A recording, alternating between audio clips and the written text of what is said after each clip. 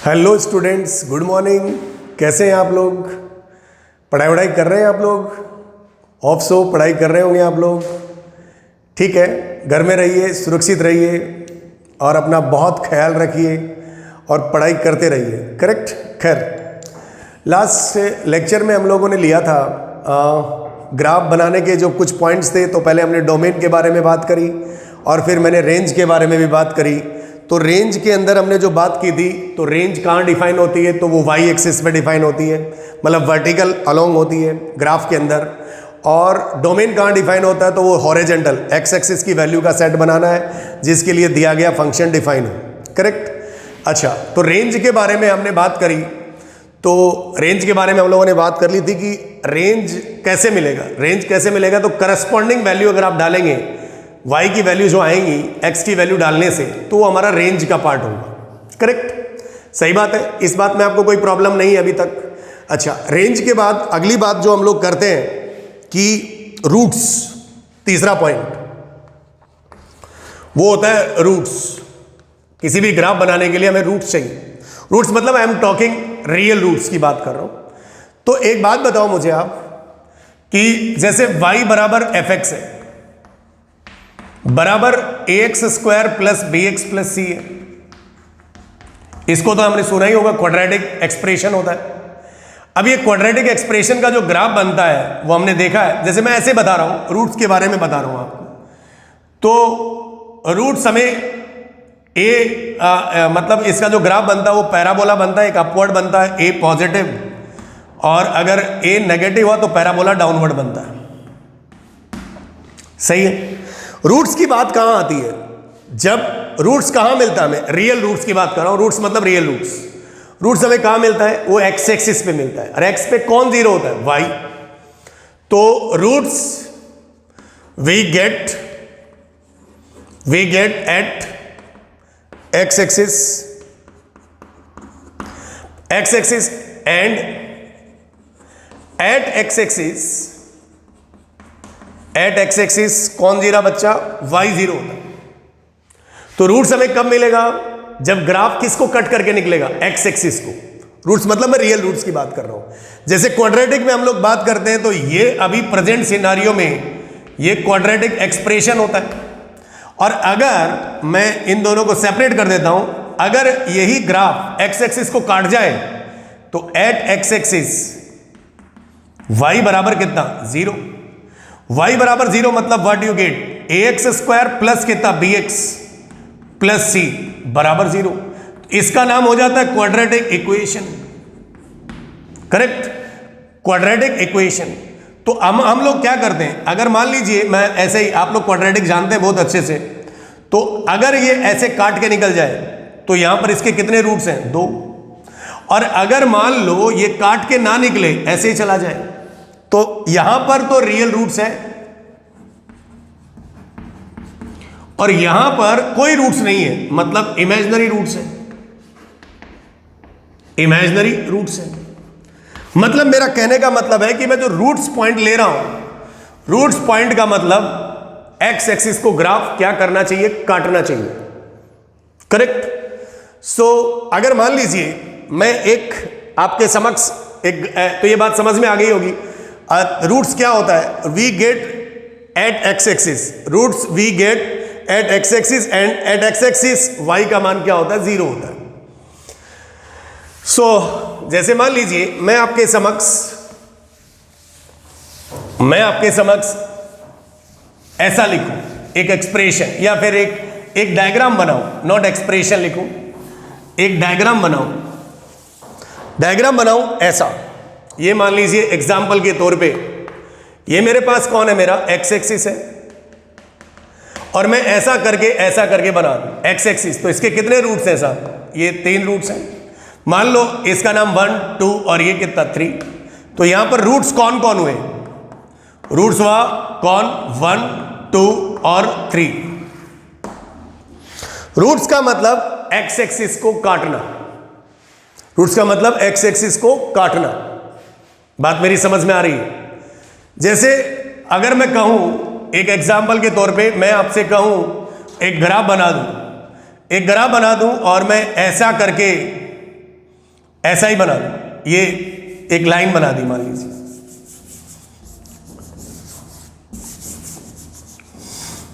ऐसा करके एक लाइन बना दी ऐसी, ये y है, ये ओरिजिन है और ये x है। मुझे कोई पूछे कि इसका रूट्स यहां पर मान लीजिए 2 लिखा हुआ है और यहां पर मान लीजिए 3 लिखा हुआ है, तो बताइए साहब इसके रूट्स बताइए। तो इसका रूट्स कौन है भाई, ये ओरिजिन है, इसके इधर 2 है, तो इसका रूट्स जो है वो -2 है, इस तरफ -2 हो, सही बात है। y से हमें कोई लेना देना नहीं है, रूट्स हमें कहां पे देखना है, x एक्सिस।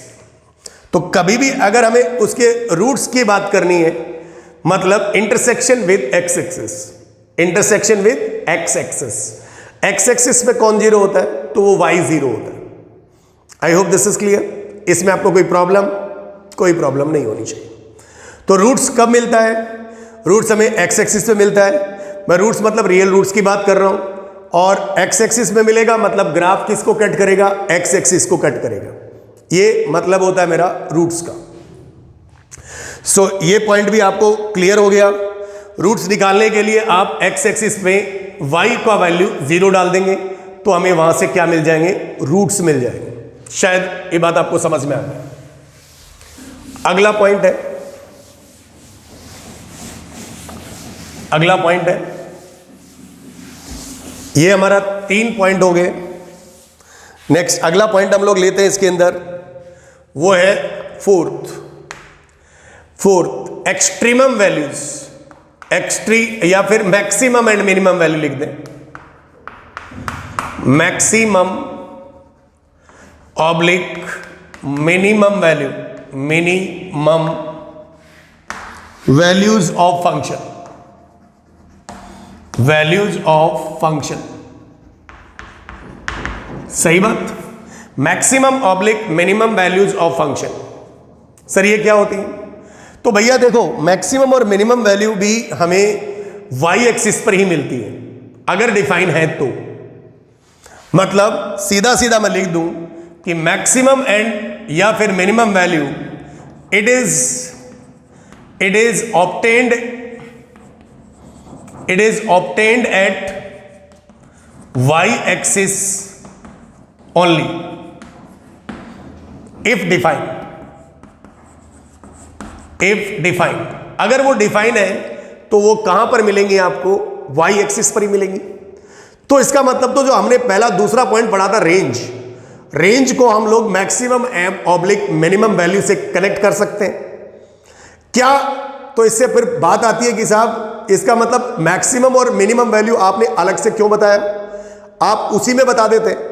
नहीं, तो ये जरूरी नहीं है कि जिस फंक्शन में मैक्सिमम और मिनिमम वैल्यू है उसमें रेंज तो हमेशा डिफाइन होगा, लेकिन अगर रेंज है कि ये जरूरी नहीं है कि उसमें मैक्सिमम और मिनिमम वैल्यू डिफाइन हो। कैसे सर, कैसे? तो एक एग्जांपल लेते हैं ऐसे, जैसे मान लीजिए मैंने ऐसे लिखा, या एक ऐसे ग्राफ बनाया, एक ग्राफ बनाया, पता नहीं ग्राफ किसका है, आई डोंट नो। ये ओरिजिन है, ये एक्स एक्सिस है और ये वाई एक्सिस है। इस पर मैंने ग्राफ बनाया और ग्राफ कुछ ऐसा था। ग्राफ क्या था? ग्राफ ऐसा था। पता नहीं किसका ग्राफ है, अभी तक हमें नहीं पता। वैसे तो मॉड का ग्राफ होता है, आप लोग जानते होंगे, 11th क्लास में आपने पढ़ा है। और ये ऐसा ग्राफ बना दिया। तो मुझे किसी ने कहा कि भाई पहले बताओ इसकी रेंज क्या है। तो बोले साहब इसकी जो रेंज है ना वो 0 से इंफिनिटी है। 0 से क्या है? इंफिनिटी है। तो बोले बताओ इसकी मैक्सिमम और मिनिमम वैल्यू क्या है। तो इसकी मैक्सिमम वैल्यू, मैक्सिमम ग्राफ कहां तक जा रहा है क्या आपको पता है? तो बोले साहब नहीं पता है।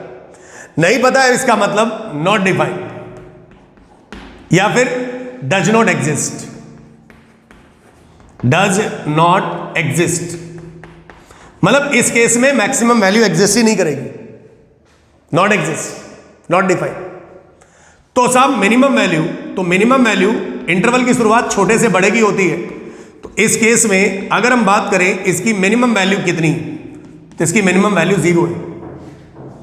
तो मैक्सिमम और मिनिमम वैल्यू का आइडिया आपको लग गया होगा कि मैक्सिमम और मिनिमम वैल्यू हम लोग क्या लेते हैं, कहां लेते हैं मैक्सिमम और minimum value, maximum and minimum value. अच्छा, तो फिर क्वेश्चन आता है कि सर ये डिफाइन क्यों नहीं है, मतलब नॉट डिफाइन। बोले भाई ऊपर तक जा रहा है, कहां तक जा रहा है, ऊपर तक जा रहा है वैल्यू। अच्छा, कहां तक जा रहा है हमें पता नहीं है। अगर नहीं पता है तो हमें ये नहीं पता, कोई आदमी कहे कि 10 तक जाए, 20 तक जाए, नहीं, वी डोंट नो। अगर हमें नहीं पता है तो हम लोग क्या बोलेंगे, not defined, does not exist. इस केस में एग्जिस्ट ही नहीं करेगी। तो इस केस में ओनली क्या एग्जिस्ट करेगी, मिनिमम वैल्यू। इसका मतलब अगर कहीं किसी का रेंज लिखा हुआ है तो उसको देख के हम उसकी मैक्सिमम और मिनिमम वैल्यू के बारे में हमारी राय दे सकते हैं। इसका मतलब अगर कहीं की मिनिमम और मैक्सिमम वैल्यू लिखी हुई है तो क्या हम उसके बारे में रेंज में राय दे सकते हैं, आप दे सकते हैं। बात समझ में आ रही है कि नहीं। तो रेंज और अगर मैक्सिमम मिनिमम वैल्यू की बात करें, मतलब लगभग बात एक जैसी ही है। ठीक है, ये बात हम समझ रहे हैं। एक और एग्जाम्पल हम लोग इसका समझते हैं, एक और एग्जाम्पल हम इसका समझने की कोशिश करते हैं। ये बहुत सारे बच्चों को कंफ्यूजन्स होते हैं, करेक्ट। तो एक काम करते हैं, एक और एग्जाम्पल हम लोग इसका समझते हैं। जैसे मान लीजिए मैं एग्जाम्पल आपके समक्ष दूं, मैंने एग्जाम्पल लिखा, ग्राफ बनाया, ऐसा ग्राफ बनाया। ये ग्राफ हम लोग जानते हैं साइन एक्स का है, करेक्ट। साइन एक्स का है तो हम ज्यादा दूर में ग्राफ नहीं बनाते हैं, थोड़ी दूर में ग्राफ बनाते हैं। यहां पे हमने इतना ही ग्राफ बनाया और इस तरफ भी हमने इतना ही ग्राफ बनाया, सही है। इसको थोड़ा समझने की कोशिश करते हैं। ये मेरा 0 है, ये मेरा पाई होता है और ये मेरा माइनस पाई होता है। ये वाली वैल्यू हमने सुना है कितना, तो 1, और ये वाली वैल्यू कितनी, तो -1। ये पॉइंट तो -π/2 और ये पॉइंट तो ये π/2। तो अगर मैं आपसे बहुत सारे पॉइंट इस एग्जाम्पल में पूछूं, पहला पॉइंट इसके अंदर इसका डोमेन क्या है, तो डोमेन कहां डिफाइन होता है, डोमेन कहां डिफाइन होता है, एक्स एक्सिस पे। तो मेरा ग्राफ कितने के बीच में बना हुआ है, एक्स एक्सिस पे देखूंगा मैं, ये एक्स एक्सिस है और ये कौन है, वाई एक्सिस है। तो -π से π के बीच में, तो -π से लेकर किसके बीच में, π के बीच में, सही है। ये इसका डोमेन है जो मुझे दिखाई दिया। फिर मुझे कहा कि बताओ इसका रेंज क्या है, तो रेंज कहां मिलेगा, रेंज कहां ढूंढा आपने, वाई एक्सिस पर। तो लोवेस्ट वैल्यू कितनी है, तो -1, और हाईएस्ट वैल्यू कितनी है, तो 1। तो लोअर से हायर लिख दिया आपने, -1 से कितना, 1। फिर आपसे पूछा मैंने कि भाई बताओ इसकी मैक्सिमम वैल्यू क्या है, तो मैक्सिमम वैल्यू बोले 1 है, क्योंकि डिफाइन है, 1 शामिल है। और इसकी मिनिमम वैल्यू क्या है, तो बोले -1 है। तो मैक्सिमम और मिनिमम वैल्यू दोनों इस केस में एग्जिस्ट कर रहा है। फिर मैंने आपसे अगला सवाल पूछा, बताओ भाई इस केस में इसके रूट्स क्या है, मतलब ये हमारा फंक्शन है y बराबर कौन है, fx। इसके रूट्स क्या है, रूट्स कहां होता है भाई, x एक्सिस पर। तो x एक्सिस पर एक वैल्यू तो ये 0, एक पाई और एक -π। तो इसके जो रूट्स हैं वो है x बराबर 0, x बराबर पाई और x बराबर -π। रूट्स वो है जहां पर x की वैल्यू, भाई गुणा नहीं है, x है, x बराबर 0, x बराबर पाई और x बराबर -π। अच्छा, ये मैक्सिमम वैल्यू है। अच्छा, मैक्सिमम वैल्यू है, इसका मतलब ये y पे दिखाई दे रही है। तो अगर आप बात करें तो मैं इसको ऐसा बोलूं कि साहब ये इनपुट है और ये साहब क्या है, आउटपुट है। एक इनपुट है, दूसरा क्या है, आउटपुट है। इनपुट है, एक आउटपुट है। अच्छा, मतलब क्या बिना इनपुट ही आउटपुट मिल गया था क्या, क्या बोला मैंने, क्या बिना इनपुट ही आउटपुट मिल गया क्या, ऐसा कभी नहीं होता।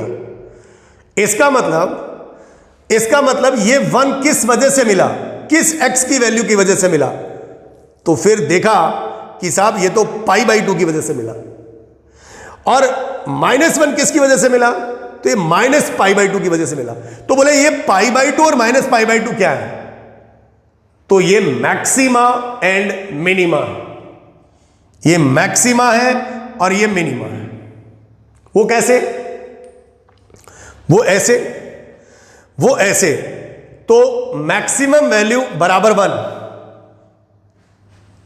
1 किस वजह से आया? ये π/2 लिखा, ये 1 लिखा, तो मैक्सिमम वैल्यू किस वजह से आया? एट x बराबर π/2 और मिनिमम वैल्यू एट x बराबर -π/2। मतलब जब आपने x बराबर π/2 दिया तब आपको 1 मिला, -π/2 दिया तो -1 मिला। सही है? तो एक बात हमें समझ में आ रही है कि बिना ये इनपुट अगर नहीं होता तो ये मैक्सिमम और मिनिमम वैल्यू डिफाइन नहीं होता। मेरी बात समझिए ध्यान से। तो हमारे पास कुछ बच्चों को एक और चीज दिक्कत होती है, तो ये आप इसको समझिए। कुछ बच्चों को एक चीज समझने में दिक्कत होती है। हमारे यहां चैप्टर आएगा आगे, मैक्सिमा ऑब्लिक मिनिमा, और मैक्सिमा से रिलेटेड होता है मैक्सिमम, मैक्सिमम, और मिनिमा से रिलेटेड होता है मिनिमम, मिनिमम। तो ये मम जो है ना, मम, ये मम, ये मैक्सिमा, मैक्सिमम। तो ये मां जो होता है ना, मां, ये जो मां होता है ना, ये इनपुट होता है। ये क्या होता है? इनपुट। इनपुट मतलब एक्स एक्सिस पर बात कर रहा है। और ये जो मम है ना, मम, मम जो होता है ना, मम वाला केस, ये आउटपुट है। मतलब दुनिया में पहले कौन आई? तो मां आई। ऐसे याद रख सकते हैं। तो जो मैक्सिमा ऑब्लिक मिनिमा होता है, हालांकि चैप्टर आएगा आगे, बस मैं आइडिया दे रहा हूं। तो मां जो होती है ना, मां, वो इनपुट है, और बिना मां के मम का एग्जिस्टेंस नहीं है। समझ रहे हो मेरी बात? तो बहुत सारे बच्चों को कहता कि सर ये मैक्सिमम वैल्यू आ गई। अरे भाई मैक्सिमम वैल्यू आई तो किस वजह से आई, ये पता होना बहुत जरूरी है। अगर इनपुट नहीं है ना तो उसमें आउटपुट का एग्जिस्टेंस नहीं होगा। अगर किसी केस में maximum oblique minimum value define नहीं है, मतलब उसके अंदर मां नहीं है। मां मतलब इनपुट नहीं है। मां, देखिए मैक्सिमा, मां, मम, दुनिया में मां पहले आई इसीलिए दैट्स कॉल्ड इनपुट, मम बाद में I that's called output. Is it clear? तो ये जो मैक्सिमम वैल्यू मिली 1, वो किस मां की वजह से मिली? वो मैक्सिमा था। कौन था मैक्सिमा? π/2 था। इस केस में मिनिमा कौन था? तो वो -π/2 था। I hope this is clear. So ये हमारा पॉइंट हो गया, maximum oblique minimum value. Clear? So इस पर हम और भी एग्जांपल ले सकते हैं। मैक्सिमम और मिनिमम वैल्यू हमें डिफाइन कहां करनी है? तो वाई एक्सिस पर ही डिफाइन करनी है। यस और नो? तो इन बातों का हमें बिल्कुल ध्यान रखना है। क्लियर? और एक और बात मैं बता दूं, मुझे एक एडवाइस मिला था लास्ट वीडियो में। मेरे एक बच्चे ने, मतलब मेरे एक फ्रेंड, मतलब एक स्टूडेंट ने मुझे बोला और एक फ्रेंड ने भी बोला कि आप वीडियो की लेंथ थोड़ी छोटी करिए, 15 से 20 मिनट का वीडियो बनाइए। 20 मिनट का भी मत बनाइए, लेकिन बन जाएगा, वो तो कोई फर्क नहीं पड़ता। मतलब बन जाता है, कुछ पता नहीं चलता है, फर्क तो पड़ता है बहुत। कि सर बच्चों के पास डाटा अवेलेबल नहीं होता है, जिस वजह से बच्चा देख नहीं पाता है। क्लियर? तो मैं अब से मैंने सोचा है कि मैं शॉर्ट वीडियोस बनाऊंगा और एक दिन में 2-2 वीडियो या 3-3 वीडियो डालने की कोशिश करूंगा। क्लियर? जो मैं पहले 1-1 घंटे के वीडियो बनाता था, मैं अब शॉर्ट वीडियो बनाऊंगा। Clear? So thank you for watching my video. Share करिए, लाइक करिए और पढ़ते रहिए। Clear? Thank you so much. स्वस्थ रहिए और अपने घर में अपना बहुत ख्याल रखिए और अपने घर वालों का भी बहुत ख्याल रखिए। क्लियर? मिलते हैं नेक्स्ट लेक्चर में।